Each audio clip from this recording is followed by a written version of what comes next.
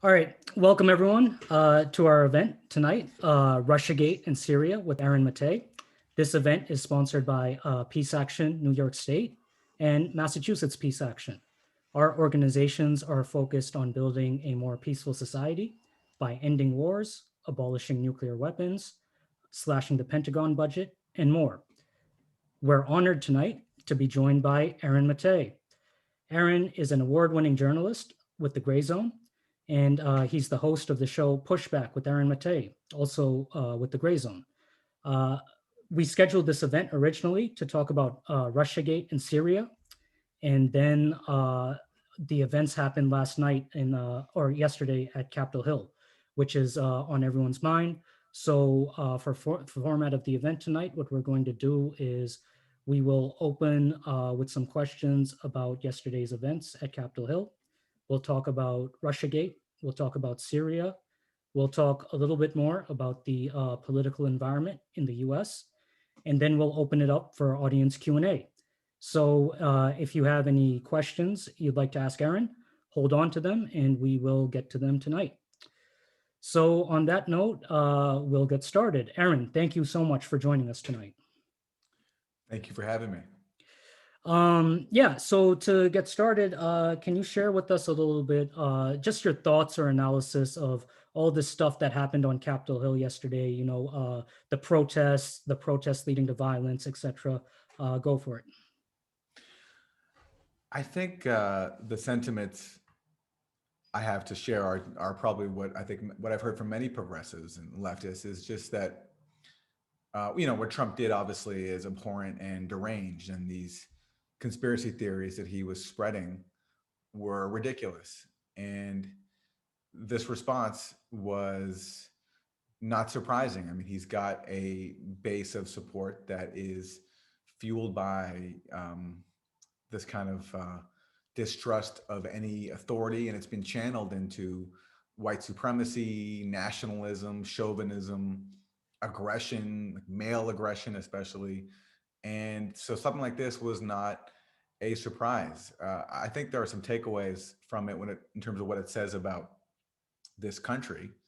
It's a failed state that doesn't provide the basics for its people and hasn't properly dealt with its legacy of white supremacy, and continues to export its dysfunction around the world with costly regime change operations that seek to topple other people's governments. And what happened yesterday was like a tiny fraction of what we inflict on other countries around the world.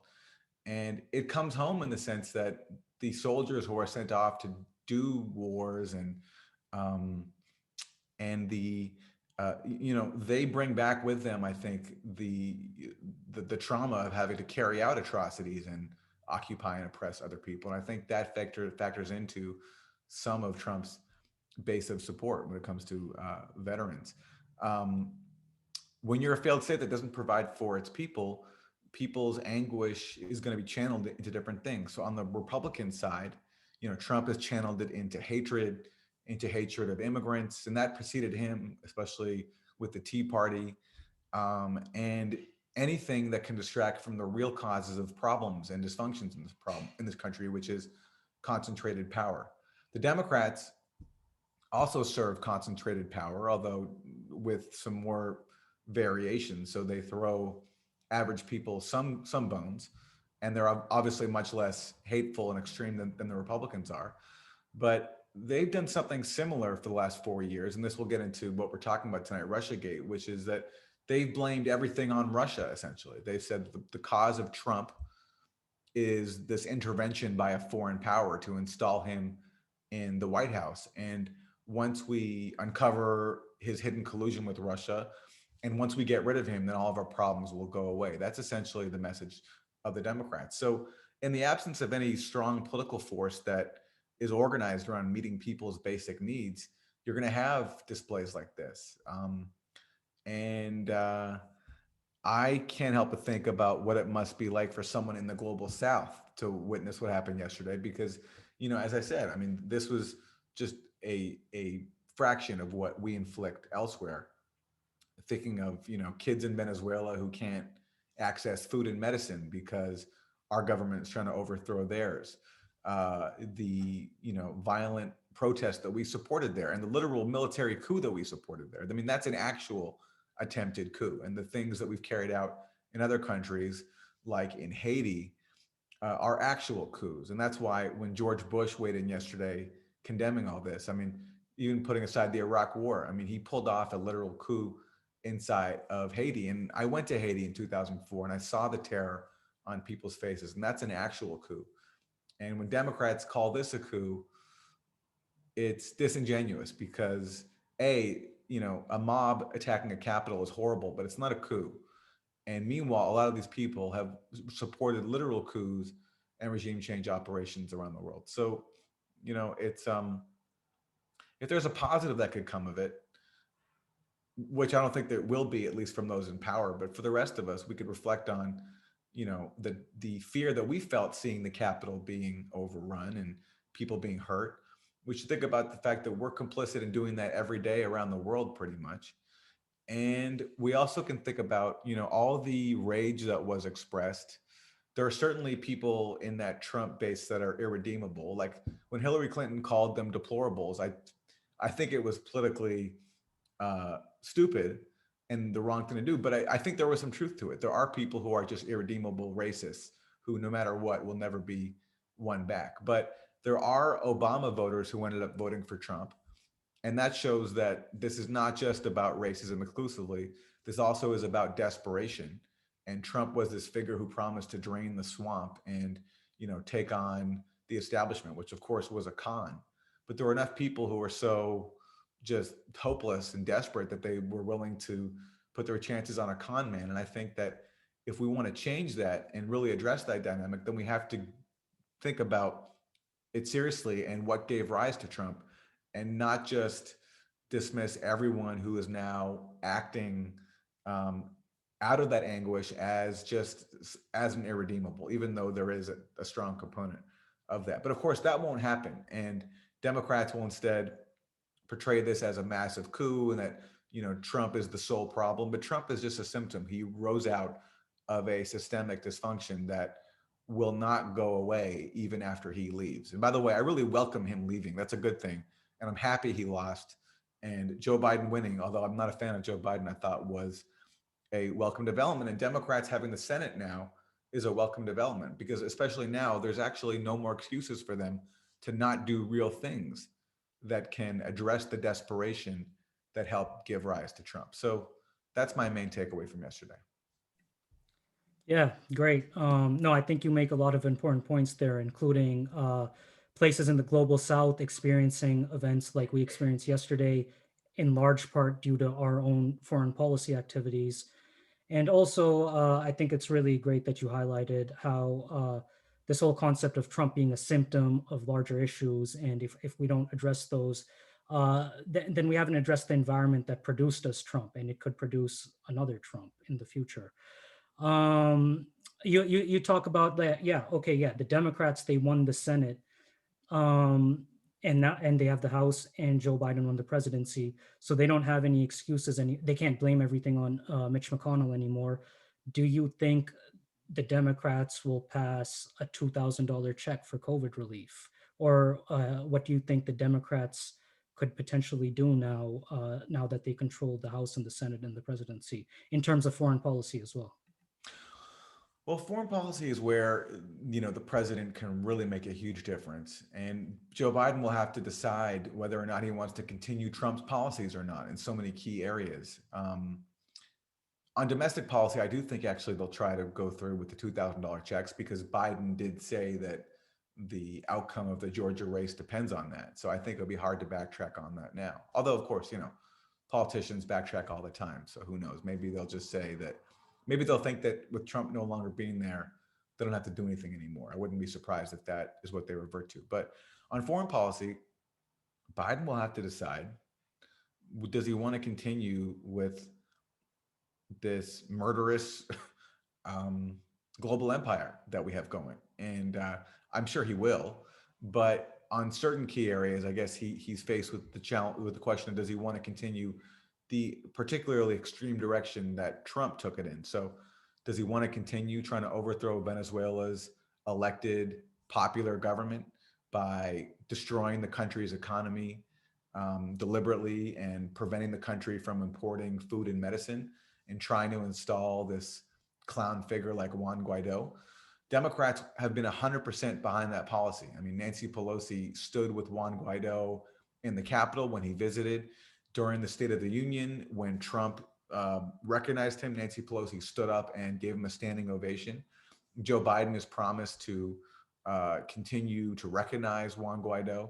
But the European Union just this week stopped recognizing Juan Guaido, which is a huge blow for the coup effort. And what I suspect Biden will try to do is um, continue to sanction Venezuela, but reduce some of the sanctions and try to get some kind of performative concession like new elections. But the thing is, the elections themselves, that was a choice of, in terms of the elections that just happened. I mean, the U.S. basically threatened Venezuelan parties with sanctions. They've done that twice now if they ran, and they urged them not to run, and they told Juan Guaido not to run. And those that chose to run and participate in their own country's elections were, bitterly condemned by Guaido. So, in terms of calling for new elections, I just don't know what demand Biden can squeeze out of Maduro to try to save face. But at the same time, Maduro doesn't want these sanctions. They are really hurting him. And I'm sure there'll be some room to throw Biden some kind of bone just to get the U.S. off its back. I imagine, but we'll see. The more important question for me is, where are progressives going to be on all of this? I mean, if you look at the progressives in Congress, they said very little about all of this. When Trump first launched his coup, I remember my colleague Max Blumenthal asked Alexandria Ocasio-Cortez, whether she supports the coup attempt or not, and she said, like, I'll get back to you, basically, and we're putting out a statement.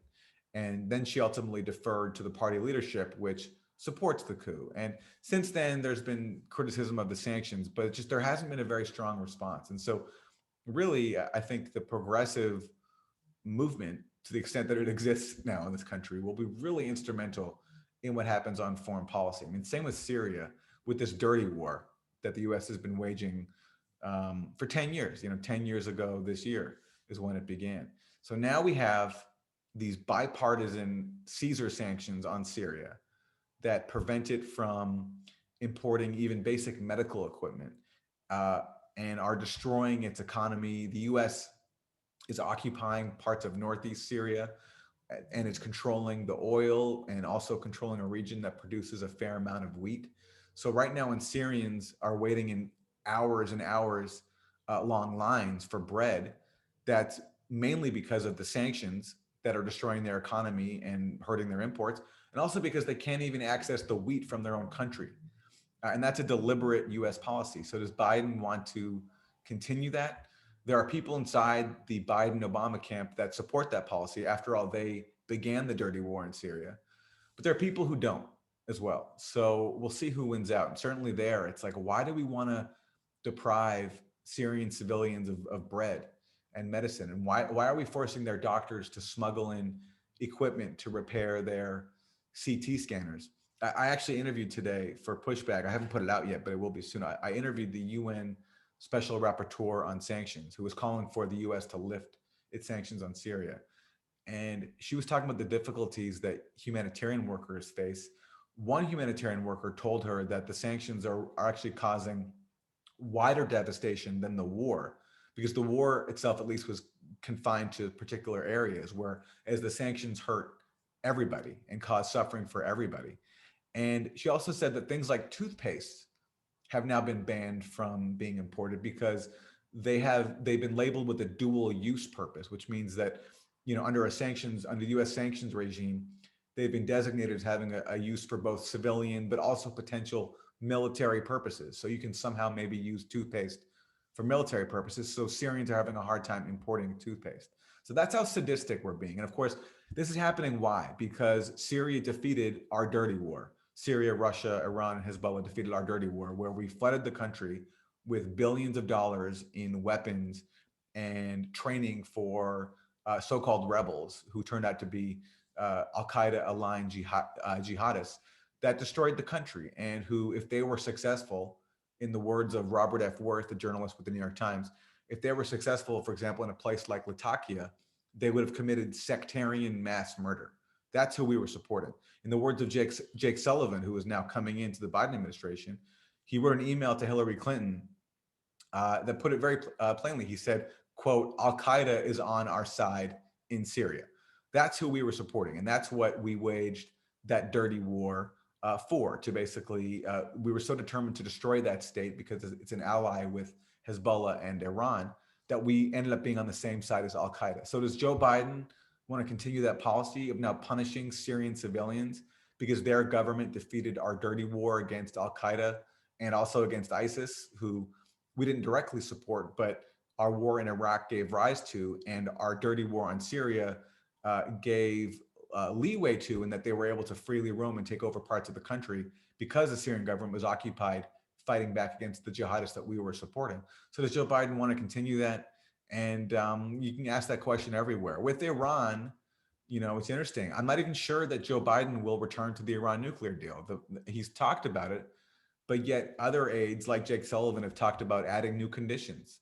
Is Iran going to accept that? I'm not sure. So it's a problem here that goes beyond Trump or Biden. We are an empire, and does a president have the courage to actually do something about that and to change course? And will progressives in Congress and around the world, will we organize to make something happen? I mean, that remains to be seen.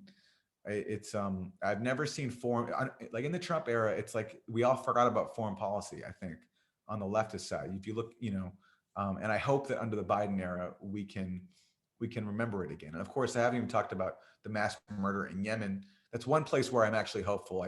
Biden has campaigned on that. He promised to end the Saudi involvement in the Yemen war. I think we'll probably see something there. But again, like, I never want to put too much stock in the Democrats and never want to discount their capacity to just cave on everything and continue business as usual. Yeah, definitely. And that's interesting. You said, when we brought on Trita Parsi here to talk about the Iran nuclear deal, he stressed the importance for Joe Biden to re-enter the deal quickly and to do it without conditions, to re-enter it as it was previously negotiated. So this is the first time hearing what you said. If Jake Sullivan's saying, "Oh, they want to add new conditions, this and that," that's really troubling. He suggested that, and I suspect there's a divergence of opinion inside the Biden team. Like the Obama Biden camp, there is some divergence in there. If you look at the Obama administration, there are people in there who did not want to wage the dirty war in Syria, but they lost out uh, initially. By the end, when it was lost, then they finally won out. But so we'll see. I think there's going to be differing camps, and Biden certainly will come under Republican pressure to not do anything with Iran, and either he'll cave or he'll show a little bit of political courage, a tiny bit. Like the Iran deal took some political courage.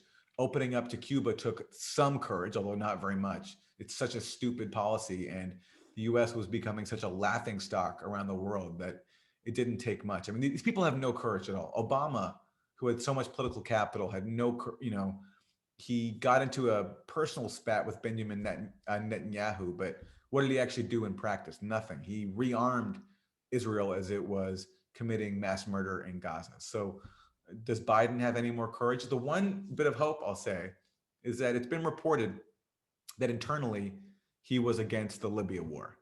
Maybe that's just PR spin on his behalf, but to the extent there was an actual split inside the Obama wing on that, we know who supported it: Hillary Clinton, Susan Rice, Samantha Power. Apparently Biden was against it. And by the way, Susan Rice was rumored for, a top position, including maybe Secretary of State. She was given a domestic policy job, which is also, to me, very encouraging as well. But there are still, interventionists that Biden has elevated. Jake Sullivan, Anthony Blinken. Anthony Blinken was a big supporter of the dirty war in Syria, also a big supporter of the Saudi invasion of Yemen. So, like, there are some flickers of hope and some signs, some grounds for pessimism. But no matter what, I'm thrilled that it's not Trump coming back for a second term. And I think anybody who can't see the difference is is not seeing the full picture, because nothing can be as bad as Mike Pompeo, Secretary of State, under which there's no room for anything positive, nothing. And under Trump, there's no room for anything positive. All it is resisting the far right onslaught at home and around the world. Whereas under Biden, there's a chance that he can be pushed to do things that are less awful than Trump. Right. And let me just add that Brian Garvey, our organizer, he's sharing some links in the chat where if people click on the links, it'll send messages to Congress telling them to oppose sanctions on Venezuela and re-enter the or pressure Biden to re-enter the Iran nuclear deal. So keep an eye on the resources Brian is sharing, please. All right, Aaron, you touched upon in the beginning some comments about Russiagate. So let's transition and talk a little bit about Russiagate. We'll get back to Syria and we'll get back to other topics. But for Russiagate, I think when I talk to a lot of people, when people hear the word Russiagate, sometimes people perceive it to mean different things. So just to make sure that we're all on the same page, could you lay out for us what exactly is Russiagate? To me, Russiagate is the allegation that Russia, according to US intelligence officials, waged this sweeping interference campaign in 2016 via hacked emails and social media posts with the aim of sowing chaos in the US and installing Donald Trump in the White House. And furthermore, the suspicion that Donald Trump and his campaign conspired with this sweeping Russian campaign. There was a quid pro quo, or Vladimir Putin has a P tape of Donald Trump and used that to blackmail him. That Russia basically invaded us with their troll army and their email hackers, and they did so in concert in a grand conspiracy with Donald Trump. And this was the fashionable narrative of American liberalism for, close to 4 years. And a lot of people got swept up in it, even on the progressive side, even in progressive media. It's I haven't seen anything like it before. It's like, to me, there's a lot of comparisons to the Iraq scandal, like to Iraq WMDs. But with Iraq, I mean, at least in that case, Saddam is a dictator and he had used chemical weapons before. So like there was some element of potential truth there. I never bought into it, obviously, but I got why some people got duped by it, especially given the relentless barrage of propaganda that we got. But in the case of Russiagate, we also got a relentless barrage of media propaganda. But this time it's so ludicrous and stupid. Beginning with the premise of this Russian interference thing, like even if all the allegations against Russia are true, are we really going to compare, as is what happened, hacked emails and social media posts to Pearl Harbor and 9/11, which is what prominent Democrats did? And then you get to the collusion thing, which was just, it's a conspiracy theory. There's QAnon on the right and there's Blue Anon on the Democratic side. I mean, this was a conspiracy theory, and the conspiracy theories never stopped. And every time one conspiracy theory was undermined, there was a new one to take its place, or some explanation to rationalize the failure of the conspiracy theory. The P tape, Alpha Bank, like this Russian bank secretly communicating with Trump Tower, Carter Page going to Moscow, getting promised billions of dollars in a Russian bank, Michael Cohen going to Prague for secret meetings with Russian hackers. It just goes on and on and on. It never stops. Paul Manafort sharing polling data with a Russian operative. And incredibly, a lot of people in the media and bought into it. And that's because simply the evidence was always there to undermine it. But anyone who took part in it basically ignored the countervailing evidence and pushed out propaganda. And there are a lot of reasons for why Russiagate persisted. I think it's a convergence of a few things. For one, the obvious one was that neoliberal Democrats were humiliated by Trump's victory. I mean, this clown, buffoon reality TV show host managed to convince enough people that he was better than the Democrats and that he was some kind of working class champion. And the faith in Democrats was so low that enough people in the swing states were willing to take that chance on him. And so that was humiliating for Democrats. And so blaming Russia was a way to avoid introspection. Blaming Russia was also a way for Democrats to avoid challenging their own position, their own powerful position in the dysfunctional US system whose failings gave rise to Trump. So this was a perfect foil for them. And then for the media, it was good too, because instead of looking at this, the dysfunctions of this country and the oligarchs of this country who own them and pay their salaries and buy their advertisements, instead it was very convenient to pretend as if Russian oligarchs and Vladimir Putin were the causes of all of our problems, and not our own dysfunctions here, and not the fact that our media gave Trump billions of dollars in airtime, in free airtime. And then there's also this, the national security state aspect, which is that Trump, when he ran, he talked about having better relations with Russia, but not just that, he also criticized US interventions abroad. So he painted himself completely deceptively because he hasn't done anything to implement it. In fact, he's been worse in some ways.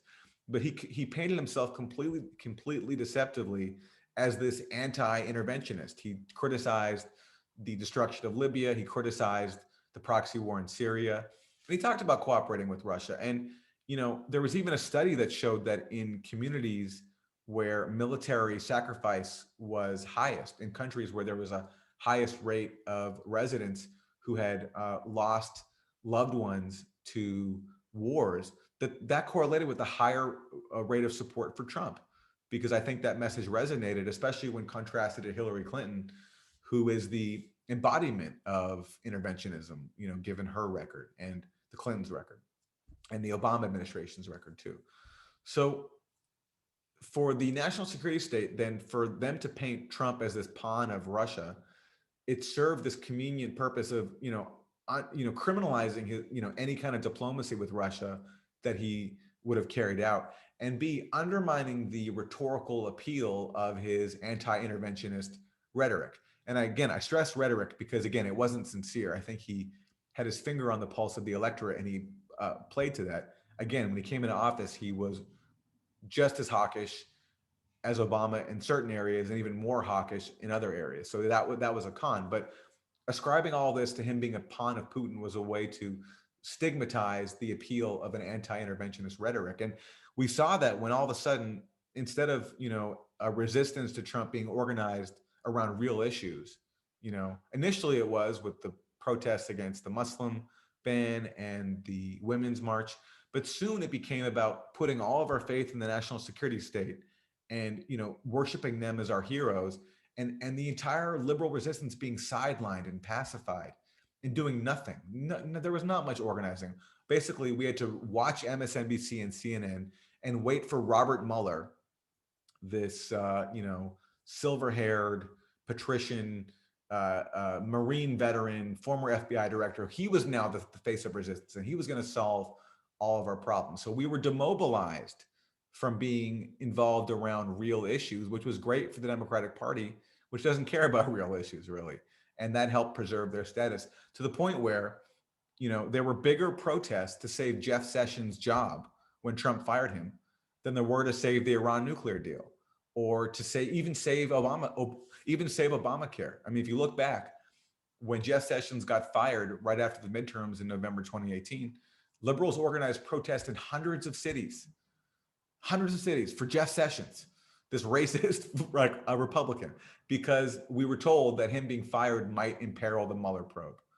So you can see the interest that were served there, and you can see how great this was for the Democratic neoliberals who lost to Trump in 2016, because all of this demobilized the party and prevented anybody from being organized around real issues like healthcare, where instead our focus was just to protect the Mueller probe. It was a perfect scam, and it worked out great for them. I mean, I've always thought that Russiagate was not just a fake way to resist Trump. It was also a way for neoliberals to resist becoming the party of Bernie Sanders, because that was the obvious lesson from 2016. If you lose to a con man who is falsely claiming to be a working class champion, then the obvious answer is to embrace real working class politics and a real working class champion. And the best hope for that, obviously, with Bernie Sanders. So I put making this all about Russia and not about the Democrats' own failures was a great way to avoid being Bernie Sanders' party. And we saw that expressed when, as Bernie was, coming up in the primaries, he had squeaked away with a victory in Iowa. He took New Hampshire, and then he was about to win Nevada. And then Bernie got Russiagated. They leaked this thing saying that Vladimir Putin, U.S. intelligence believes that Vladimir Putin is helping Bernie.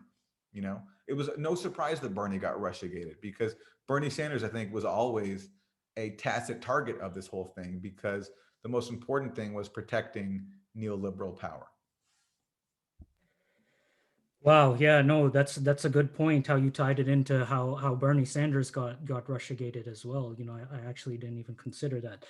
Your comments, there's so much to unpack there. There's like there's so much to unpack. But we'll start. I guess let's start with okay, to be clear then, so Russiagate, I guess, as I understand it, is this theory that Trump was some sort of either puppet of Vladimir Putin or colluding with Putin or Russia for his own election purposes. Um, so my question for you is, when you say that that's false or overblown or there's no evidence for that, and then when people respond and they say, well, what about these convictions here? Or what about those convictions there? What is your response to that? Well, when it comes to the convictions and the charges against Trump figures, none of them had anything to do with Trump-Russia collusion. What I think happened was, I think the FBI knew very early on that they had no collusion case. I mean, the basis for the probe is ridiculous. The FBI got a tip from an Australian diplomat that this low-level Trump campaign volunteer, George Papadopoulos, had gotten some kind of suggestion that Russia could help its campaign. And when I say some kind of suggestion, that's a literal quote from the FBI document that opened up Crossfire Hurricane, the collusion probe, which means that the nature of this tip was incredibly vague. It was that this low-level Trump guy had suggested that he'd gotten some kind of suggestion that Russia could help it out. Nothing explicit about like, we're going to give you these hacked emails and we're going to help, and we're going to, release social media posts or whatever it is. It was just some vague thing. And that's what prompted this sprawling collusion investigation. And instead of recognizing that they had nothing, the FBI doubled down. They went on to use the Steele dossier, which is this ridiculous document paid for by the Clinton campaign, which alleged the thing about the P-tape and Carter Page going to Moscow and getting offered a stake in the Russian gas giant, and Michael Cohen going to Prague. And they used that to get a surveillance warrant on Page. And they kept doubling down and more and more and more. And finally, when they realized they had nothing, they started charging people, I think, to justify their initial dumb decision to open up the probe to begin with. So Paul Manafort, what was he charged with? He was charged with tax crimes and lobbying crimes that had nothing to do with Trump 2016 or even Russia. It was all about his work in Ukraine.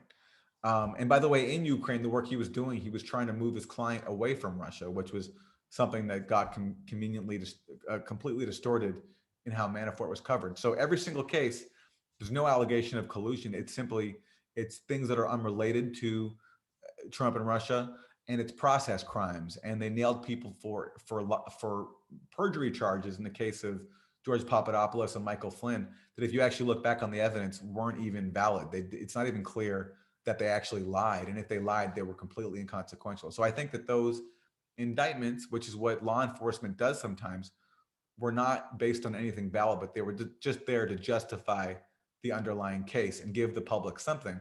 And the Mueller team, they wrote a lot of indictments that kind of suggested that they had something on collusion, but it was obvious to me from the start, and I wrote this from the very beginning, that they were being disingenuous, that they were suggesting that they had something.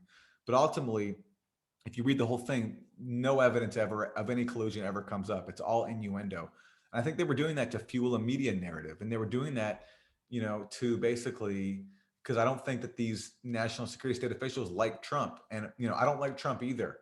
But I don't think that weaponizing the FBI and the CIA to do that, to challenge Trump, is legitimate. Because we have to apply our standards to everybody, and B, I don't want that playbook applied to a future progressive.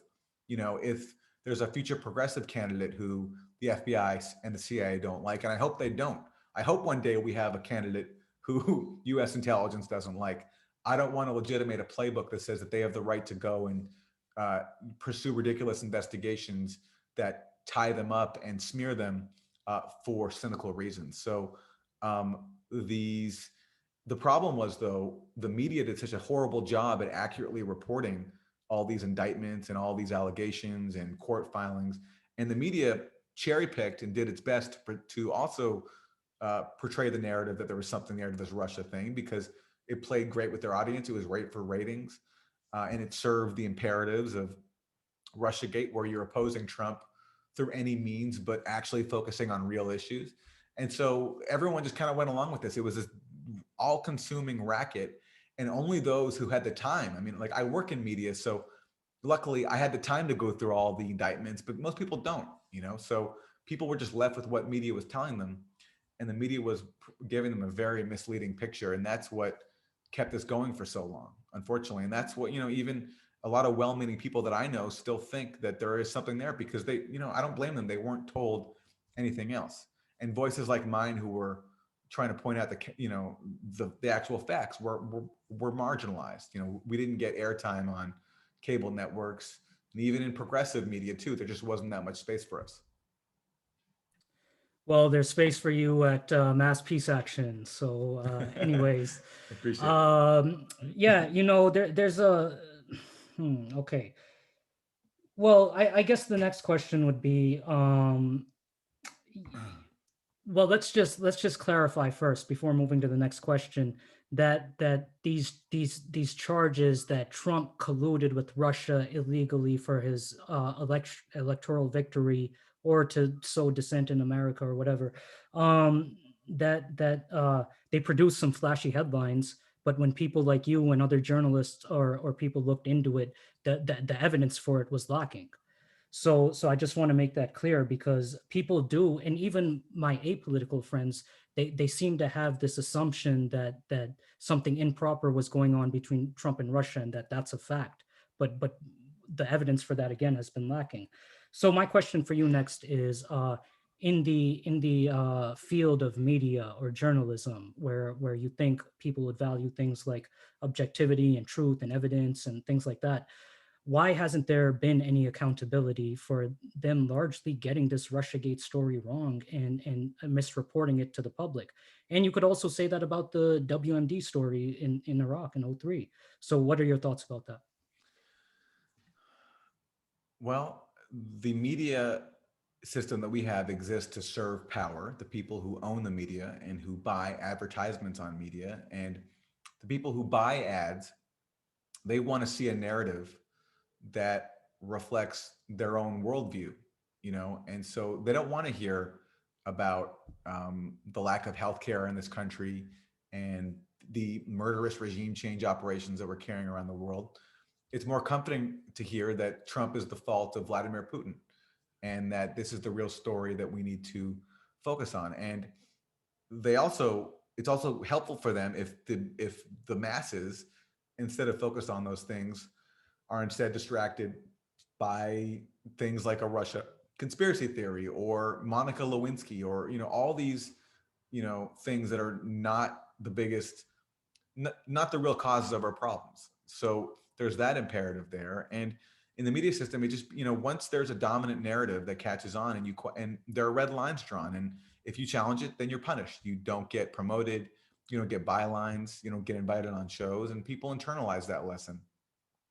uh, there's another aspect here where, of course, people loathe Trump so much, understandably, that I think that made more people susceptible to being duped by Russiagate. And I say that especially on the left. So, I come from Democracy Now! I worked there for over a decade.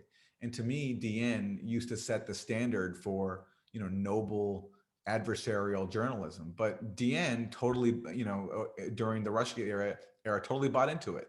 They occasionally had on Glenn Greenwald, thankfully, but the rest of the time, they were pushing it. And I don't think that's because they're cold warriors or because they're sellouts, but I think that they just got duped by the barrage of propaganda that basically told us that this was the way to resist Trump, that Trump is going to go down over this. And unless you want to see Trump in office, you should get behind this, that this is the way that we are going to challenge him. That just was the dominant message because everybody got behind it. It was, if you remember the media during that early Trump era, especially, it was all about Russia constantly. It's all we heard about.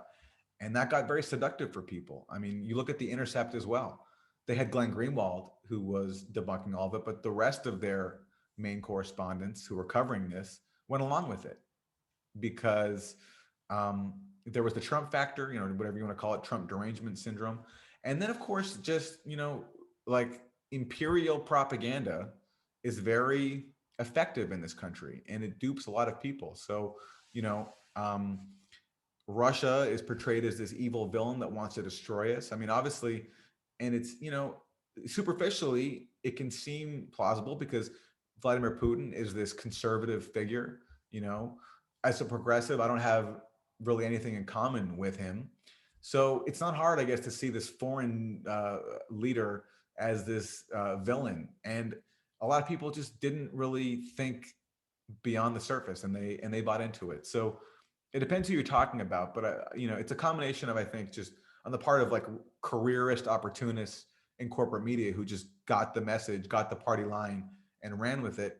And then the more generous reading is that people just were more malleable because of their fear of Trump.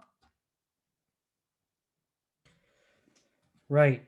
Yeah. I'm just super disappointed that, these media institutions, they read so many people and they could push something like this or the WMD story and face no repercussions. Oftentimes these same people get promoted and keep advancing. But anyways, I mean, I had a lot more questions about Russiagate, but you've touched on some of them.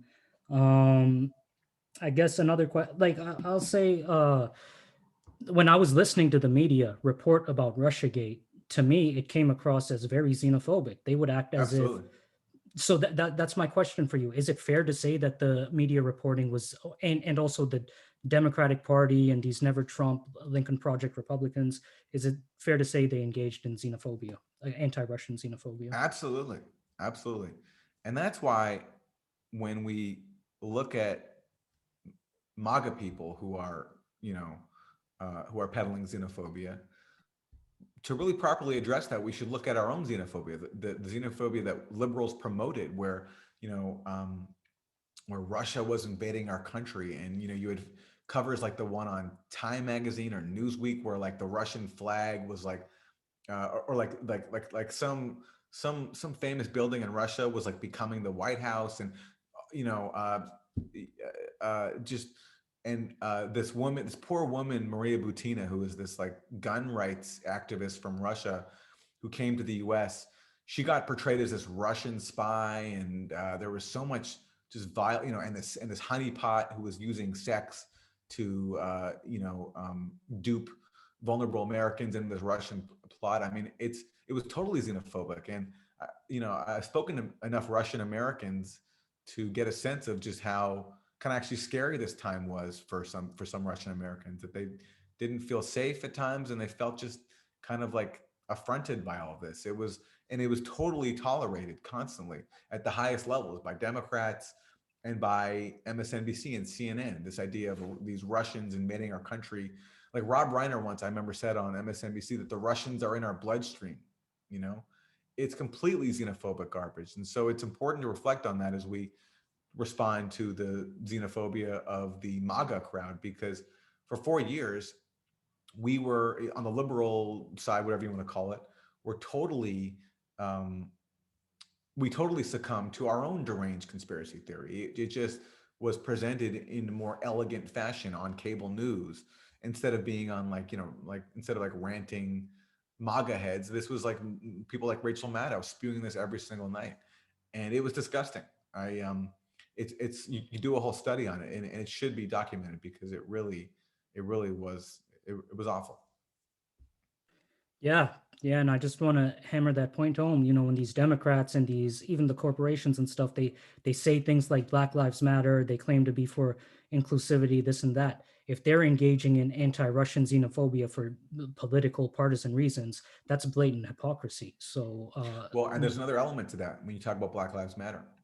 What did these Democrats say about Black Lives Matter and Black voters, Black people, when it comes to Russia?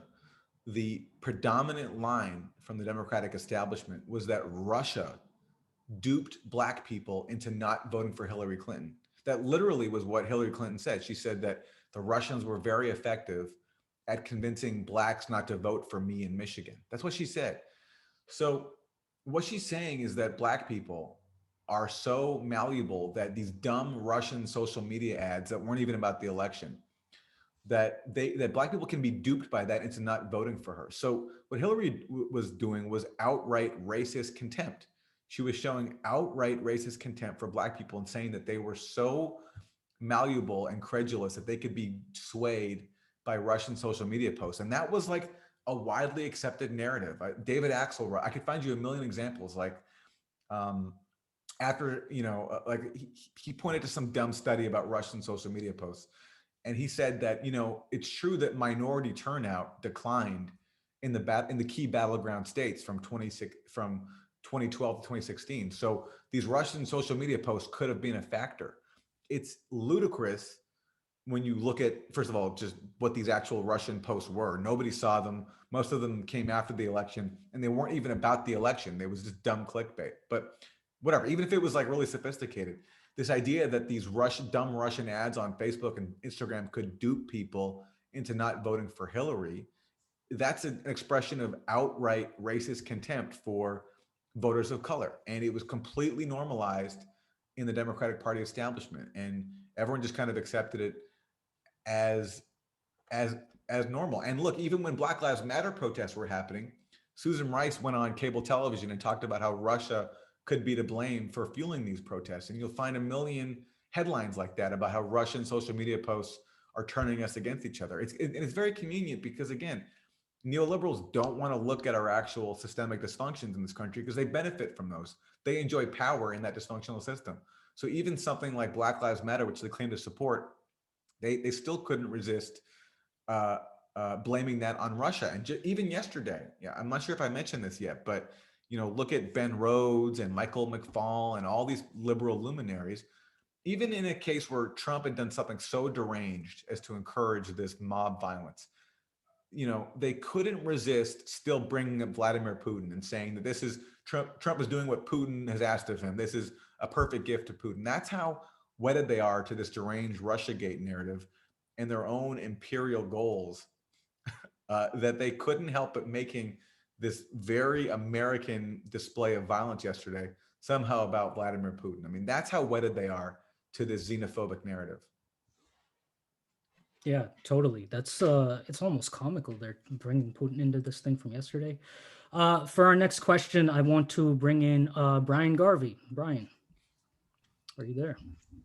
Thanks, Amar, and thanks, Aaron, for your comments so far. You talked a little bit about the consequences of Russiagate. I want to touch on that as it pertains to foreign policy and matters of war and peace, which we always primarily deal with. Um, it seems that this narrative of Donald Trump being an agent of Vladimir Putin, Putin's puppet, seems to have masked some serious policies that have increased tension between Russia and the United States. I was wondering if you could talk a little bit about the effects of the Russiagate narrative uh, on either Trump making policy or the lack of comment from the Democratic Party on things like nuclear policy with Russia, Syria, Afghanistan.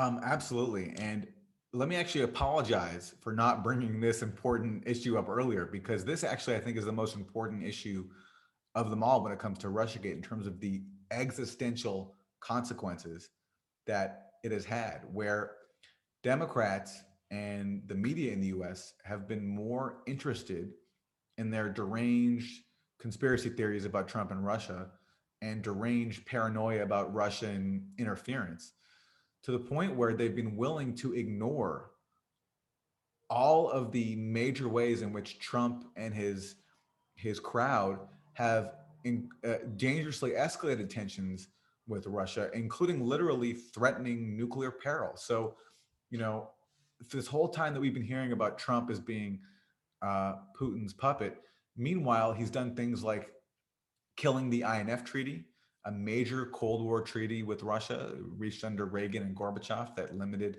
a whole class of missiles. He's very close to killing New START, the last remaining treaty that limits the nuclear weapon stockpiles of both countries. Thankfully, Biden won, and hopefully Biden will renew it. But all Trump had to do was under this treaty was simply say, yes, let's renew it. Russia was agreed to an automatic renewal. But the Trump and his cabinet are so hawkish that and so bent on confronting China that they actually insisted on renegotiating New START and bringing China into it, which was an obvious non-starter because China's arsenal is nowhere near the levels of the US and Russia. So they've increased the threat of nuclear peril. They've tried to overthrow Russia's key ally in Venezuela. Trump talked about pulling out of Syria for a bit, but then he was accused of giving Vladimir Putin a huge gift, including by Democrats who said he's doing Russia's bidding. So that helped, to the extent Trump was serious and was prepared to actually do anything about it, that helped kill that very quickly. So now we're still occupying Syria. So this Russiagate accusation, this allegation of him being a pawn of Putin, it didn't help just incentivize the media to ignore all the hawkish things Trump was doing towards Russia, but it also helped the media encourage Trump to be as hawkish as possible. Another example is, under Obama. So he started basically this proxy war with Russia and Ukraine when Obama backed the Maidan coup in Ukraine, and that set off the war with Russian-backed separatists in the Donbass. And Obama, at a certain point, after presiding over this, with a key person being Victoria Nuland, who is coming back under Biden, Obama was under a lot of pressure to sell more weapons to Ukraine, and he ruled against it. And one of the few things he did, I think, that required some courage, and that I commend him for, because A, he didn't want to further inflame this proxy war, and B, he didn't want to arm neo-Nazis, which are a component of the Ukrainian armed forces. Trump comes into office. What does he do? He's being called the Putin puppet, everyone's screaming about Russia. So he immediately reverses the Obama decision and sells those weapons to Ukraine. Of course, later on, when he briefly pauses those sales, he gets impeached.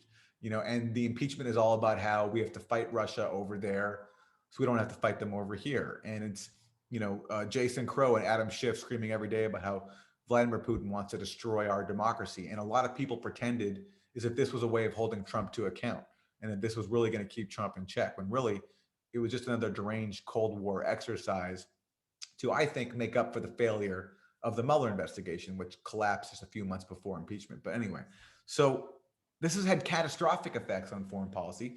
It's meant that not only do we ignore Trump's real hawkish positions on Russia, and there's many more. There's also him trying to stop the construction of the Nord Stream 2 gas pipeline between Germany and Russia, which would integrate Russia further with Western Europe, a major priority for both countries.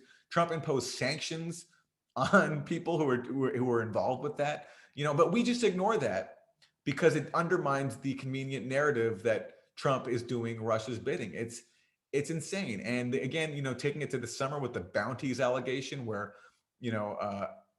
Russia gets accused of paying bounties to the Taliban. What happens then? Democrats join forces with Liz Cheney, and they pass an amendment in Congress to basically slow down or prevent Trump's withdrawals from Afghanistan. And the bounty thing was a major media moment for that. It was used to promote that, and everybody went along with it. So constantly, these Russiagate allegations were used to undermine diplomacy, ignore the fact that Trump was increasing the threat of nuclear peril, ignore Trump's coup attempt in Venezuela, which the media barely covered, and if they did, they supported it, and encourage him to be more hawkish. And it's worth asking, where was progressive media on this? I mean, again, I harp on this point, but Stephen F. Cohen, before his passing, was tirelessly warning about stuff like this, but there wasn't a big audience for it, even on the progressive side, because it conflicted with this convenient narrative about Trump doing Russia's bidding. And that became such a dominant way to oppose Trump. It's deranged. And there was one more thing I wanted to say. Oh yeah. And also, meanwhile, because Trump was being opposed by the national security state, and because now our heroes were like John Brennan and Jim Comey, who were now filling our cable news airwaves, and these were treated as serious experts on cable news and the media.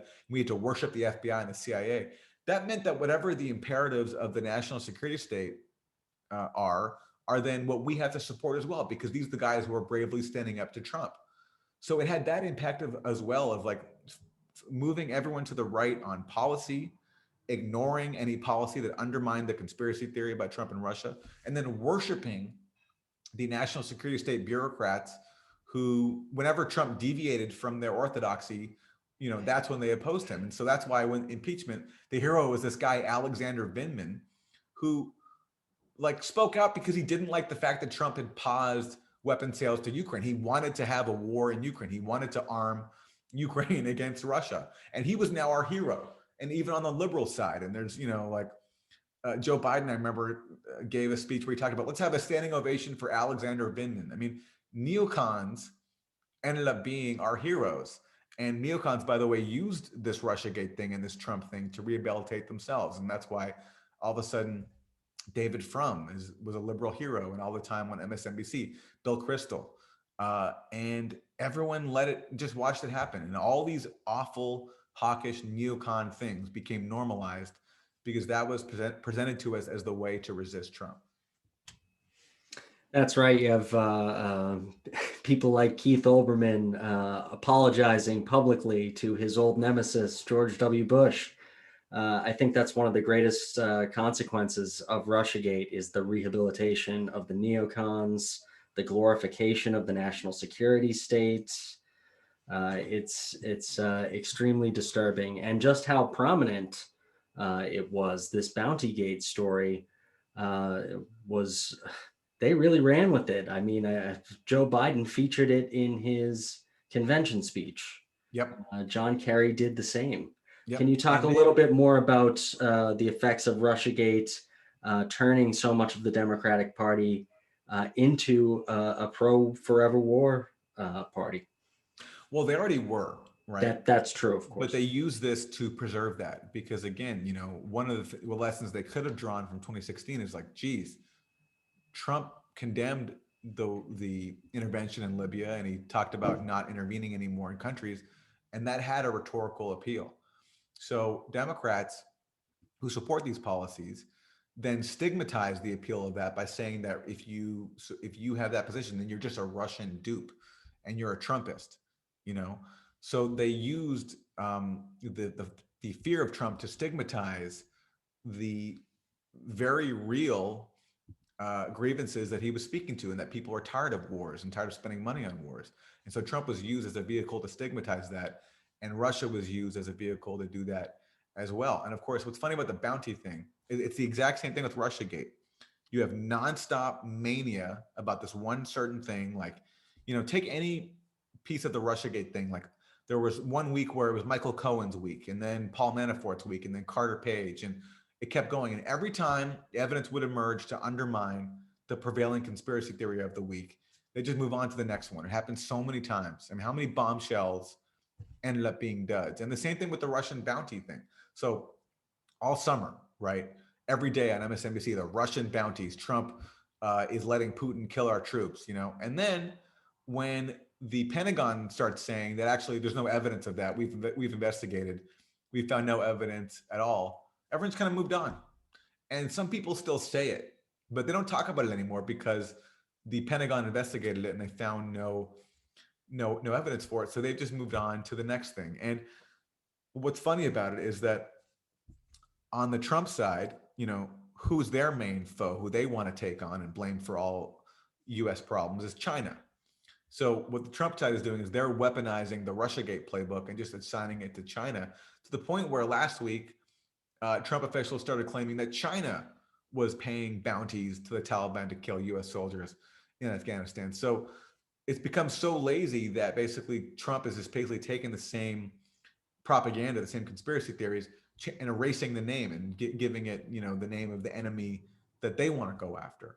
It's that stupid. But the that's not going to go away under Biden. I mean, we're going to continue to see. I mean, the playbook has been laid down, and I think Biden will be better on Russia than Trump was, just because I don't see how you can get worse than destroying our vital nuclear treaties. And I hope Biden gets back in a new start like he said he would, but I don't think he'll be that much better. And certainly Democrats are so wedded to this now that there's no indication that they're going to stop. And so, this will take some courage from progressives in Congress to stand up to it.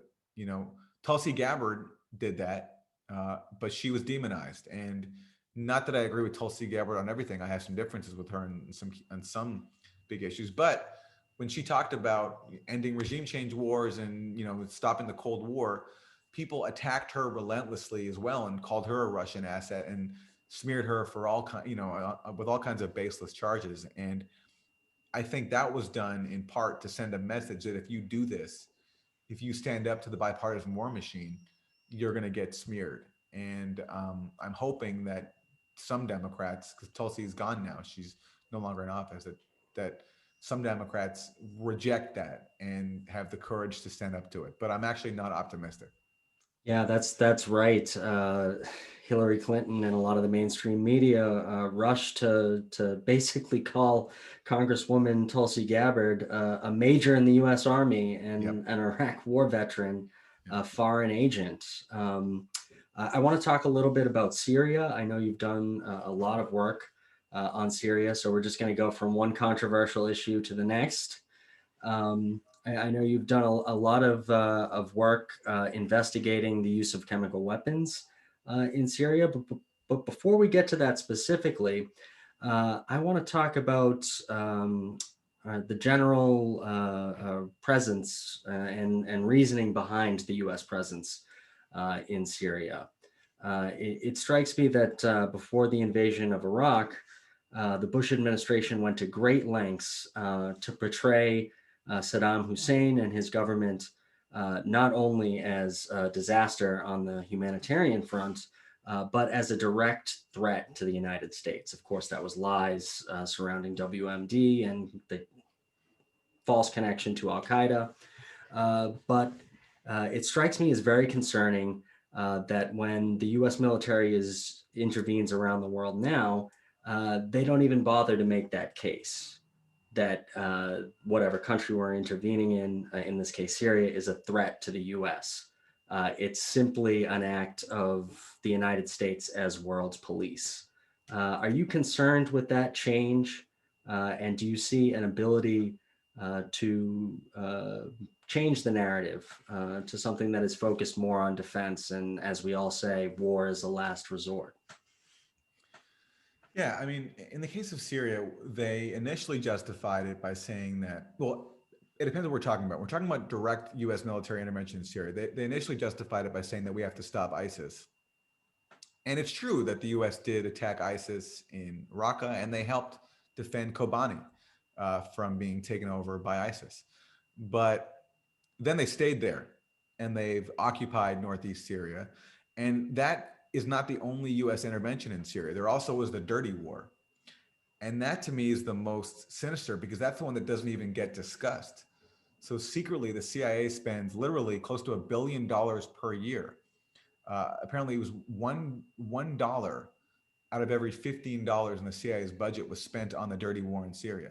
And that money is not spent on direct intervention, but it's spent on weapons and training and support to jihadist Contras, essentially, who were fighting a sectarian battle, essentially, against Assad. And that was hugely destructive to Syria. The people who we were supporting, according to Robert F. Worth, the New York Times journalist, he said that if they were successful in a place like Latakia, they would have committed sectarian mass murder. That's who's on side we were. I'm repeating myself. I quoted this before. And again, as Jake Sullivan said, he said, Al-Qaeda was on our side in Syria. That was what we're doing there. And that to me is even the most sinister because we were kept totally in the dark about it. I mean, there was some media reporting, but because it's CIA, it's done under a cloak of secrecy. So the real horrors of it and the real reality didn't get at least known to me until much later. I mean, there was some reporting all along, but the full extent of it is still not even fully known. I mean, now we can know a lot about the CIA war in Nicaragua in the 80s, for example. That's because declassified documents have come out, and enough time has passed. But we still don't even know the full extent of the U.S. dirty war in Syria, and that's what really concerns me, is that we can just do this. We can wage these sadistic dirty wars, flood a country with weapons and fighters, like let them come in from around the world, as was the case with Syria, where jihadists came in from around the world for this war. And, we don't really hear much about it. And instead we get a lot of propaganda. And that's where Syria, I think, differs from previous wars. I don't think there's, I could be wrong. I don't think there's ever been so much state propaganda that was flooded to Western audiences through Western outlets as there was in the Syria war. I mean, there was all these operations conducted by the British government to fund opposition media outlets. This thing, the white helmets, which were portrayed to us as these rescue workers, were really actually working very closely with jihadists. They were involved in incidents that since then have been, in my opinion, shown to be staged chemical attacks that were done to justify Western military intervention and to justify this continued dirty war.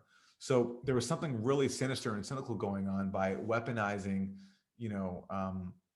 humanitarian concerns and rescue workers, in the case of the white helmets, to justify a dirty war. And I don't think we've ever seen anything quite like it, at least in modern history. The Iraq War was a full-on invasion. We all knew about it. With Syria, a lot of it was conducted in the dark, and a lot of it was shielded by, again, really dutiful media reporting that went along with the Western narrative, which hid the real reality. Yeah, but it can't be overstated how destructive that policy was, even though Obama took a lot of criticism for not getting involved enough in Syria. He did so in a different way. The next question is from our executive director, Cole Harrison. He says in the chat that the Democrats have a centrist wing and a progressive wing. Aaron, how do you evaluate the degree of difference between the two wings on foreign policy questions like Russia, Syria, and Venezuela? Well, you have people like Ro Khanna, who has been very determined in standing up to the war in Yemen, and Bernie Sanders has joined him in that. And when it comes to Israel-Palestine, Bernie Sanders has, I think, done a lot to move the Democratic Party left on that. He certainly deviates from the rest of the party traditionally, which is just unconditional support for Israel. But then you have areas where there's total convergence. So, for example, the Caesar sanctions on Syria that prevent Syria from importing food, medicine, that destroy its economy, that force doctors to smuggle in medical equipment. Tulsi Gabbard was against that. I'm not sure who else was, though. It was passed by a voice vote. So it's not recorded, whether there was any opposition, but you don't hear people speaking out against that. So, and Bernie himself, even though traditionally he has a history in his own personal life of, being involved in foreign policy issues, you don't see him speaking out about that much. He hasn't spoken out about that as much anymore. And it wasn't as big a centerpiece of his whole movement as I personally would have liked it to have been. But, he's understandably maybe just focused on issues at home because he thinks that will attract the most support. But so while I think there are bright spots overall, I mean, who is standing up to the dirty war in Syria? Who is trying to impose constraints on the fact that we spent billions of dollars destroying a country and are now imposing sadistic sanctions? In the case of Venezuela, I mean, I mentioned it before, where Max Blumenthal asked AOC about Venezuela, and she didn't give him an answer. She said, we're putting out a statement, and she didn't really ever speak up. In Bolivia, there was some criticism of that, of the coup in Bolivia, but it's just not an issue that I think nearly enough progressives are active around. And the problem is that suffering people around the world, they have no lobby group really in Washington, and they have no vote. So, like if you're from a point of view, just strictly cynical politics, like if you speak out against sanctions on Syria, for example, somebody's going to call you an Assadist and a Putin puppet. And so you have to weigh, I guess, like let's say you cared about suffering Syrian civilians, as you should, but let's say you cared about them, but then you have to weigh the cost of that against how your enemies are now going to use that against you, and that might hurt your own constituents because your constituents can vote for you, but suffering children in Syria can't. And that's kind of the dynamic that I think helps silence people in Congress, is that you don't gain anything by standing up for the world's most vulnerable people who we're attacking, who we're depriving of medicine and food. It's just there's nothing to be gained politically from that. So it takes a real conscience to be able to overcome that. And I think Tulsi Gabbard had that, where she even went to Syria in a bid to try to stop the proxy war. I think Dennis Kucinich had that. But you look at what happens to those people. Whenever they speak up, they get attacked. They get smeared as being pawns of whatever the foreign enemy is of the day. And same thing, I've experienced that, to a certain extent with the Russiagate and covering this Opcw scandal with Syria. I get called all these names, and I don't mind that. But when you're a politician, you have to, I imagine that has a very strong deterrent effect, because that affects your fundraising. It takes up your time. You have to spend your time answering smears, and people end up getting intimidated into doing nothing. So, but that's where the progressive movement has to come in, because we're the ones who have to stand up for people who have no voice at all in Washington. And people who have even less of a voice in Washington than the masses of people here, of low income people here, are the masses of low income people around the world. They have even less of a voice. So that's where we come in, and that's why at the Grayzone, that's who we try to center in our work, is speak up for the people who are targeted by regime change policies and dirty wars and sanctions around the world. Because when, to the extent that the media covers them, it's to essentially support what is being done to them. And so that's where we see our role, is to counter that. Aaron, hold on right here. Okay, can you tell us, related to this conversation with Syria, could you let us know who or what exactly is Bellingcat, and why is it important for peace activists or for people in general to know about Bellingcat? So Bellingcat is it poses as being this independent website, and they're often cited in Western media, and they often even sometimes do investigations with Western media outlets, especially CNN. But if you look at their work very carefully, it's pretty much exclusively devoted to targeting official U.S. adversaries like Russia and Syria. And then you look at their funding, and their funding comes from a series of Western governments, the British Foreign Office, the National Endowment for Democracy, which is essentially a CIA cutout. Also, they're also funded by the Dutch government, and then a series of foundations that I suspect have deeper, state ties than they let on. And so when the Western media, talks about Bellingcat, they don't mention that they're essentially a state-funded outlet. And so people just go along with this idea that they're this independent outlet, and then their claims are used to basically lodge allegations against official adversaries. And so they were recently very involved in this Navalny poisoning thing, where Russia was accused of poisoning Navalny, and Bellingcat came out with this long investigation. They said that proved that Russia was guilty of it. And then we learned quietly in the New York Times that 3 months before, the CIA and MI6 had supplied the same allegations that Bellingcat had ended up confirming 3 months later. And instead of raising suspicions about these allegations, then okay, so what does it say that this state-funded outlet is quote unquote confirming allegations that these intelligence agencies were fueling 3 months ago? The Bellingcat article is treated as confirmation of the allegations, as if this is like independent corroboration. And when it comes to the Syria war, their articles have been used to basically justify allegations against the Syrian government.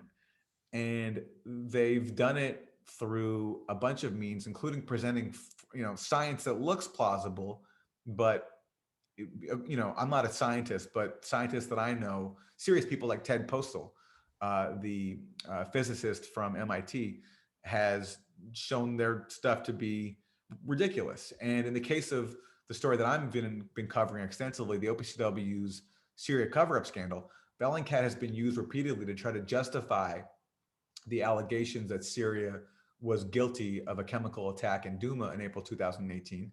And they've been used to dox and attack the OPCW veteran officials who alleged a cover-up of their own investigation, that these officials basically went to Duma in April 2018, and they investigated. And just to back up for a second, so because the Duma case is very important. So in April 2018, Syria is accused of committing a chemical attack in Duma, which is a town next to Damascus. It was controlled at the time by Jaish al-Islam. Superficially, the allegation didn't make sense because Syria was about to retake Duma. So why then would they use chemical weapons knowing that that would invite US military intervention? Shortly after that, the US bombed Syria based on that allegation that Syria was guilty of a chemical attack. And then a year later, the OPCW put out a report basically backing up the allegation that Syria was guilty of a chemical weapons attack with chlorine. But then shortly after that, we started getting a bunch of leaks showing that the actual investigators who went to Duma for the OPCW reached a much different conclusion than what their organization publicly said.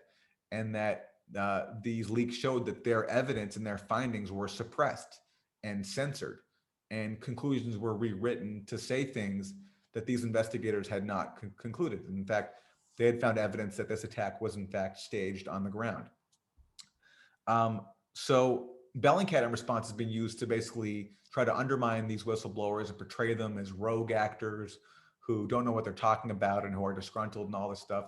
But their claims are ridiculous. And, this culminated recently in this dumb episode where they had this article that they put out that they claimed basically proved the whistleblowers wrong.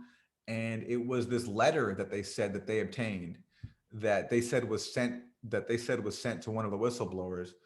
And they claimed that this letter, which purportedly came from the OPCW, undermined all the whistleblowers' claims.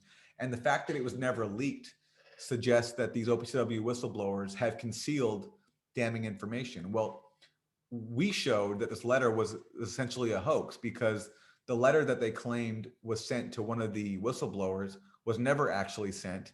We published the actual letter. And we also showed that the claims that this fake letter contained were ridiculous, that they were made arguments that were actually contradicted by the OPCW's own reports. So basically, Bellingcat has been used to launder disinformation, to taint and target official enemies, and then to go after anybody who challenges the allegations that Western states have made in the case of the OPCW. So that's what Bellingcat essentially is. And there's a leaked document from the UK Foreign Office, which funds Bellingcat. And it said, there's even a quote, and it's very funny. It says that Bellingcat was, quote, somewhat discredited because of its willingness to spread misinformation and propaganda on behalf of anyone willing to pay. That's maybe not an exact quote, but that's pretty much what it said. So even their own internal funders privately know that Bellingcat is essentially a scam operation, but it speaks to the power of US state propaganda and the media that they're treated as this independent outlet. And no matter how many times they get exposed for committing fraud and for being wrong, it just, the media keeps quoting them. But you go to the Grayzone, you see many examples of where they've been wrong and where they've been used for a nefarious end. Sure. Okay. So what we'll do now is I'll ask a question and then we'll take some questions from the audience. So if people, I know people have been putting questions in the chat, but things get lost in the chat easily. So I'll ask people, if you have a question, Please put it in the chat. I'll keep an eye on it and read it out to Aaron next. So Aaron, okay, so we talk about Bellingcat, we talk about the Russiagate story. There's other stories too, where like the connections between the media, the mainstream elite media or the corporate media and the CIA or intelligence services. There's been some connections, and you spoke about some in this Bellingcat story. So my question for you is, for us as individuals and for us also as a country, what advice would you offer us in how to gain information about U.S. foreign policy, how to understand it? Yes, we do want to read the Grayzone and listen to people like you. You guys provide a great service for all of us. But anything beyond that, do you have any sort of thoughts or advice to share with us? I would put pressure on outlets like Democracy Now! And The Intercept to return to their noble traditions, to cover foreign policy adversarially instead of going along with the national security state narratives, which I think both of these outlets, which have a lot of money and the capacity to cover these things properly. So I think that's one way to start, is put pressure. Coming from Democracy Now!, I learned so much from it, and it helped inform how I see the world.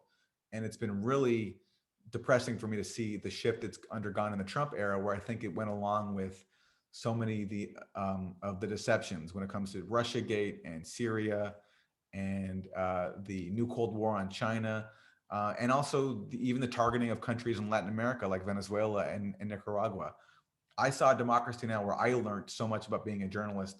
I saw it go along with all the things that I think it used to so expertly debunk. So I would recommend, if there's an outlet that you like, whether it's DN or somewhere else that is not covering this stuff with enough skepticism and enough fairness, and is not allowing on dissenting voices, I think that's one way.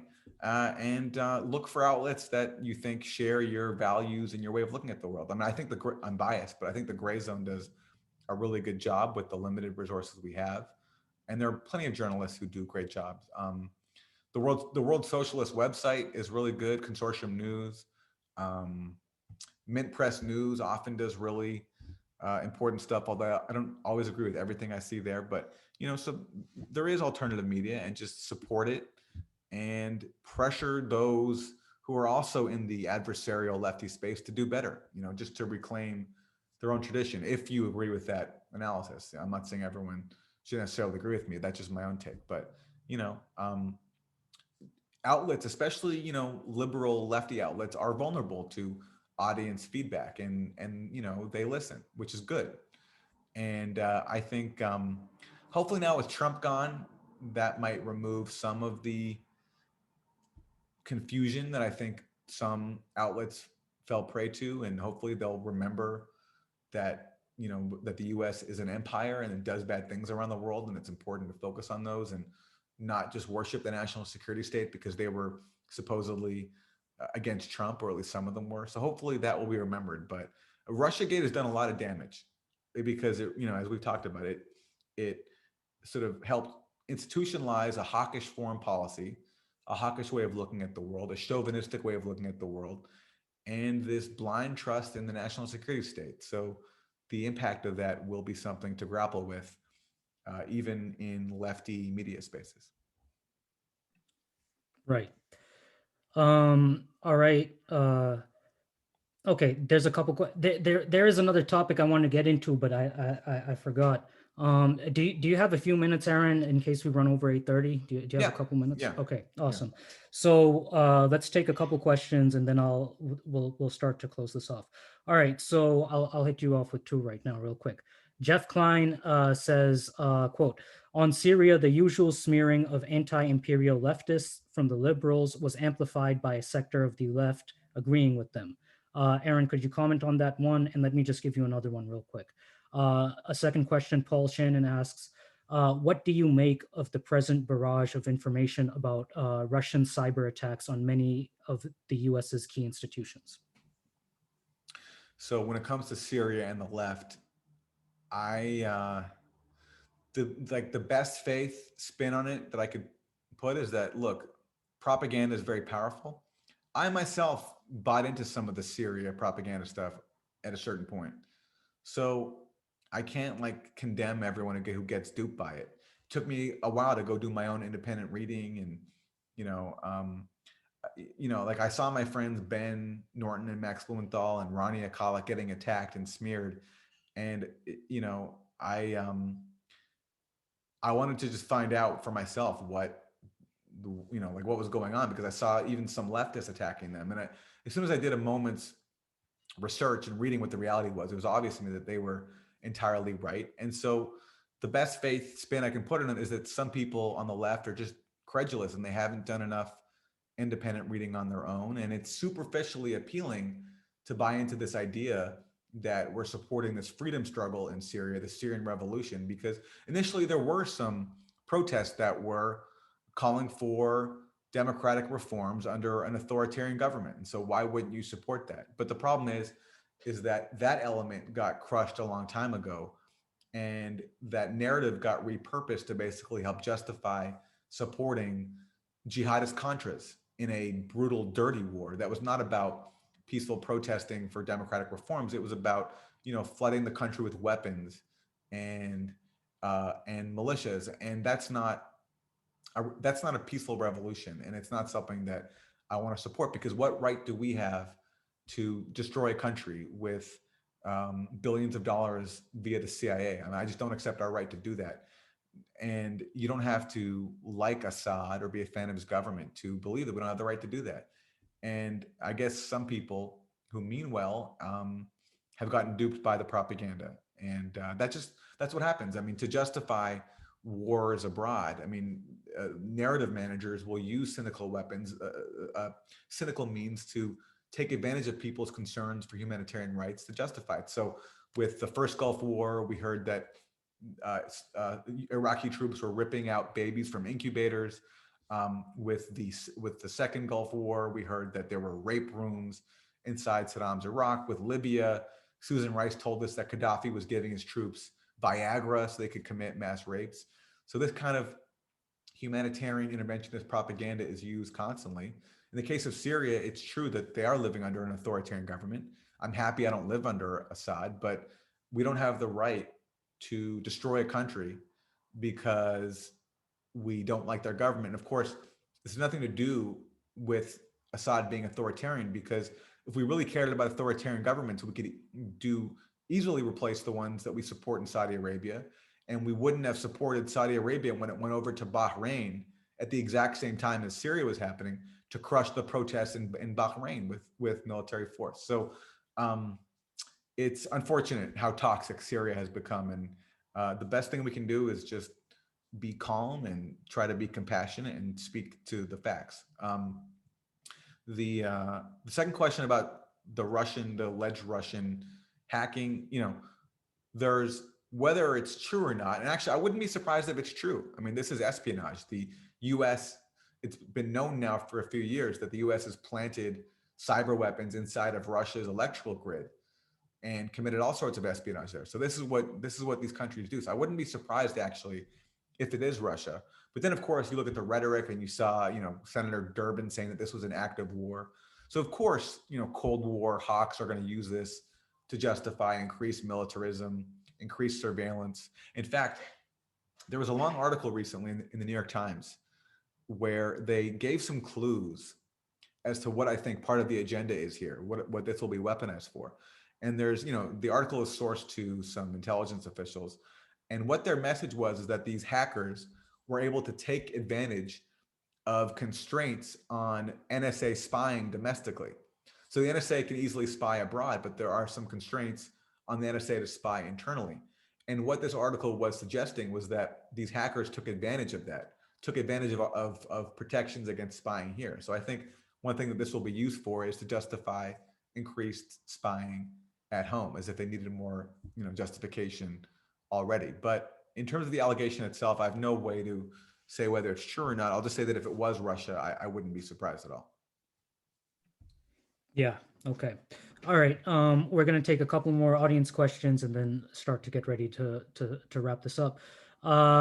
Stephen McKnight is asking a couple of questions about Syria. He says, So why is the U.S. so opposed to Assad in Syria? And then he was also asking, one second here, what's the connection between Israel and the anti-Assad movement? And yeah, let's just take those two right now. And Dwight, okay, let me give you another one. Dwight Evans is also asking, what are the geopolitical goals of the U.S. ruling class? So in Syria, not having access to like internal planning documents, like I can only speculate, but I don't think the US cares about Assad personally.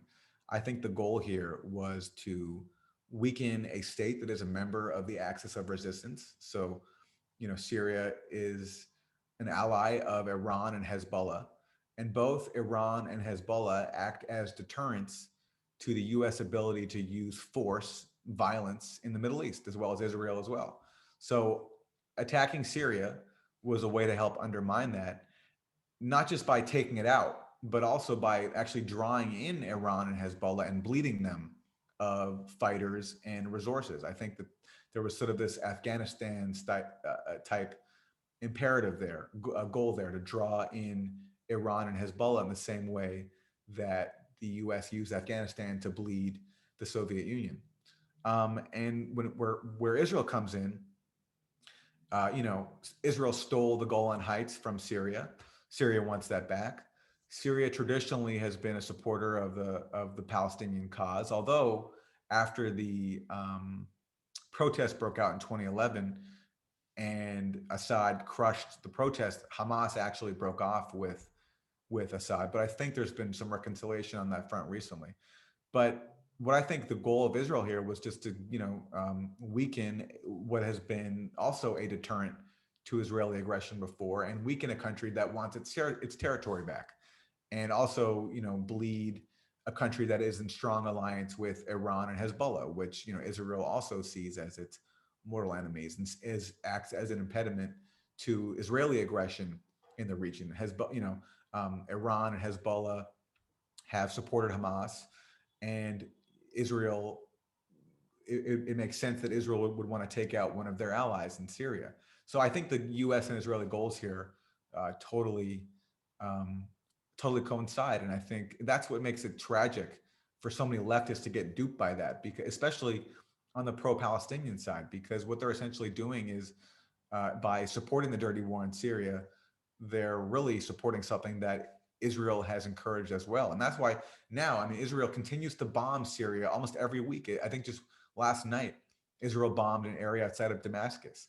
And, so it's obvious whose side Israel is on there and what Israel wants in that war. But yet many leftists don't ponder to think about the implications of that they're actually on the side of not just the US, but Israel as well in this, dirty war that has been going on for so long.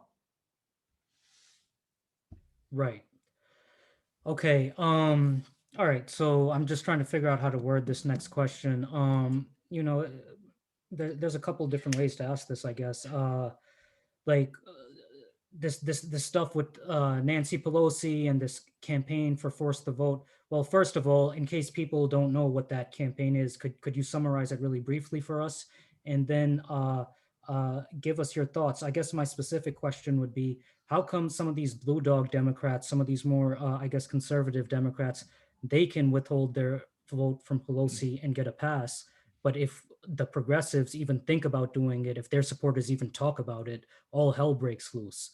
And then meanwhile, juxtapose that with what's going on with the right wing, they're breaking into like the Capitol building and stuff. So Yeah. could you share with us your thoughts about hashtag Force the Vote campaign? Yeah, so Force the Vote was basically this idea. It was really spurred by Jimmy Dore that Nancy Pelosi needs every vote she can to hold on to the House speakership, because under her great tenure, the Democrats lost seats in the House. So the margin was that much thinner. And so the idea was from Jimmy's like, why don't you leverage your vote and get some concessions from Pelosi? And one of those should be a floor vote on Medicare for all. Let's put everybody on the record during a crisis, during a pandemic. Do you or do you not support giving healthcare to every single American? And I thought it was a great idea. I thought that, the odds of it passing the House were pretty slim, if not No, but it would create a great media moment, I thought, to help organize support around Medicare for all. The squad disagreed, and they uh, AOC engaged with some of the arguments in favor of it, and she said that we needed to use our leverage for other things, to get on committees, to get a $15 minimum wage, which I thought was disingenuous because Pelosi and Biden already support a $15 minimum wage. So why would you need leverage to achieve something that Pelosi and Biden already support? Whereas meanwhile, they do not support Medicare for all. And it became, but ultimately, as we saw the other day with the speaker vote, they all members of the squad voted for Pelosi, and they what they got behind the scenes, maybe there's something we don't know about, but I thought that it was pretty disappointing. And AOC said that, tried to kind of blame Trump for her vote, saying that at a time when Trump was trying to launch a coup, we need to unite as a country. And that meant, I guess, voting for Nancy Pelosi. But I thought it was disappointing. Some of my friends and colleagues don't agree with me on this. I don't. I was disappointed, but I don't want to make too much of an issue about it. It was too bad, and I think it's a bad sign for the squad. But in terms of their ability to really fight for something, but that doesn't mean we should just pack it up and write them off. We still should continue to put pressure on Congress and see what they'll do. I mean, maybe they'll bring Medicare for all to a vote soon. You know, I don't want to completely rule them out, but I think it was disappointing, and it created this unfortunate media moment where some leftist media voices started attacking Jimmy and bringing up things like his accurate coverage of Russiagate and his accurate coverage of Syria, but they were trying to cancel him for it and trying to say that he shouldn't be listened to because of it. And my sense of what was going on there is that there was something bigger than force the vote going on. Is that there are certain wings of liberal leftist media that don't want to actually let anti-imperialist voices and anti-Russiagate voices into the arena because they don't want to legitimate that. They want to essentially gatekeep. And so I thought that was one aspect of what was going on. But I thought what Jimmy did was great.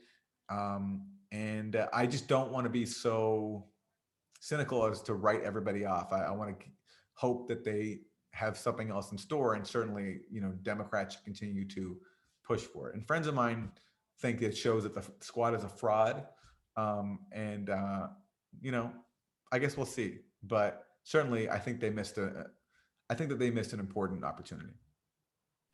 Well, speaking of the squad, Noor and others in the chat are curious. The squad has been leading a lot of this talk about impeachment ever since yesterday, and people are curious about your thoughts about that. This second impeachment push now. Is it? What do you think? Is it substantive? Is it theater? There's only a couple weeks left. Then on the other hand, some of our friends, like Trita Parsi again, for example, they're really worried that Trump might do something in regards to Iran in these last few days. So people are using that to say it's important we impeach him now. So what are your thoughts about impeachment at this point? Well, I mean, what he did, I think, is certainly worthy of censure. Like these deranged conspiracy theories and encouraging people to, basically like attack the Capitol. I mean, I think you could make an argument that technically it is impeachable, definitely worthy of congressional censure. The question, though, is, it's a tactic, and do you want to spend the time and energy now when he's about to leave office on impeachment, given that 75 whatever million people voted for him? So, do you want to sort of risk further confrontation, or given that he's leaving in 13 days from now, as we're speaking, just let the clock run out?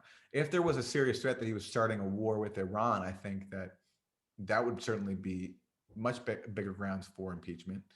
But then the other side of the impeachment thing for me is like, how are we going to impeach him for this, but not impeach him for supporting mass murder in Yemen, or launching a coup in Venezuela? Launching a coup in Venezuela, to me, is much more of an impeachable offense than encouraging a mob to attack the Capitol, because the coup in Venezuela is much more destructive. And to me, it was, like flagrantly illegal. So yes, I mean, this thing in isolation is impeachable, but tactically, I don't think I just don't think it, I don't see what the benefits would be given that he's about to leave office so soon. I think a better tactic would just basically just ignore him as much as possible, and or maybe censure him in Congress. But he doesn't have a lot of support right now, even amongst some Republican politicians. He's pretty radioactive.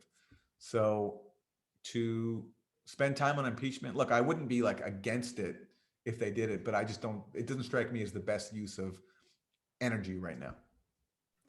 Right. Okay. Yeah. And that's how I felt the first time they impeached him, over this Ukraine stuff. I felt like they could have impeached him over emoluments or a million other things. You mentioned Venezuela. But okay, anyways, that's a good point. That was going to be my last question, but I like this question from Steven.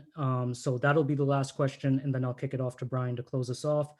Steven's asking, and to be completely fair, there's a lot on the progressive left who would disagree with the framing of this question, but I don't. So, anyways, Stephen is asking, what do you think about the Intercept censoring Glenn Greenwald over the Hunter Biden scandal? I thought that was awful. Now, I have to be honest. If I were Glenn in that position where he was making so much money and had a great platform and they were paying for his legal fees, I probably would have just waited until after the election to write about Hunter Biden. But Glenn has principles. Glenn has more principles there, I think, than I do, and he refused to be censored, and they gave this disingenuous excuse that it was about his journalism. When if you look at the emails he released showing his correspondence with his editors, he addressed all of the issues they tried to raise. But the problem was they couldn't just admit that they were censoring him for political reasons. And I thought that was sad. And The Intercept, it's a part of a broader problem there where I think they had so much potential and they've done some great stuff. But in the Trump era, I mentioned before, with the exception of Glenn, they embraced Russiagate. Their editor in chief is a Russiagator who believes that there was, in her words, like soft, loose collusion between Trump and Russia. So there's a fundamental contradiction right now with The Intercept where they're established to be adversarial and skeptical of the national security state. But when it comes to like the national security state's biggest deception, their editor in chief drank the Kool-Aid and is a supporter of it. And they've published a bunch of insane articles by James Risen promoting Russiagate, even no matter how many times it gets debunked. And they did the same thing with Syria as well. They were, if you look at their coverage of the dirty war in Syria, like one of the biggest covert one of the biggest covert CIA operations in history. This should be The Intercept's bread and butter in opposing and exposing. They supported it. Most of their articles were going along with the U.S. government narrative. And in the case of the OPCW whistleblowers, as I mentioned before, they haven't even acknowledged their existence. So go to The Intercept, look up OPCW whistleblowers. There's no mention of them at all. There are a bunch of articles from before the whistleblowers emerged that were basically promoting the US government's narrative that the Syrian government was guilty. But since the whistleblowers have emerged, and since WikiLeaks has published this massive archive of leaked documents from the OPCW that show the blatant censorship of this investigation and the serious allegations of a cover-up being done, by the way, under direct US pressure, The Intercept can't even bring themselves to acknowledge the story. And that's why I've said about this OPCW scandal, it's not just a scandal itself of a cover-up inside the OPCW, it's a media scandal as well, with so much of the Western media ignoring it, including adversarial outlets like The Intercept and Democracy Now! It's scandalous. So I think in the case of Glenn, he was standing up to, I'm not sure what his intentions were, but I think his case exposed that there's just been this drift towards accepting, mainstream liberal narratives at even an adversarial site like The Intercept, to the point where they were willing to go along with Russiagate, go along with the Syria dirty war, and now, in the case of Glenn, censor him, censor their founder and actually their biggest asset. And most people know The Intercept because of Glenn. It was founded on his reputation. And I just think it was a sad commentary that even an adversarial site can act just like the mainstream sites that they're supposed to be an alternative to. It's really sad, and I really commend Glenn for helping to expose that and for taking a big risk in doing what he did, because he gave up a lot of financial security to go out on his own, but he's a person of principle. Yeah, definitely. All right, I'm going to get ready to pass it off to Brian for some closing remarks. For my part, I will just say, Aaron, thank you so much for joining us, and thank you for staying longer, being so generous with your time. Thank you to the entire audience for staying with us and for also sharing your time with us. I hope people found this discussion informative and useful.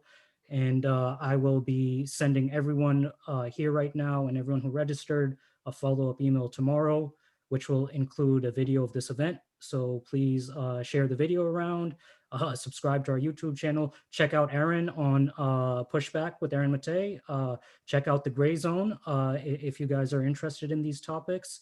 And again, everyone, thank you so much for joining us. Brian, please. Yeah, thanks, Amar, and thank you, Aaron, for really being very generous with your time, and thanks for your work as well. Personally, it's been a great resource for me in my work. So just want to express my gratitude, and to everyone who joined us tonight. Thank you so much. As you all heard, this is not what you hear on mainstream media.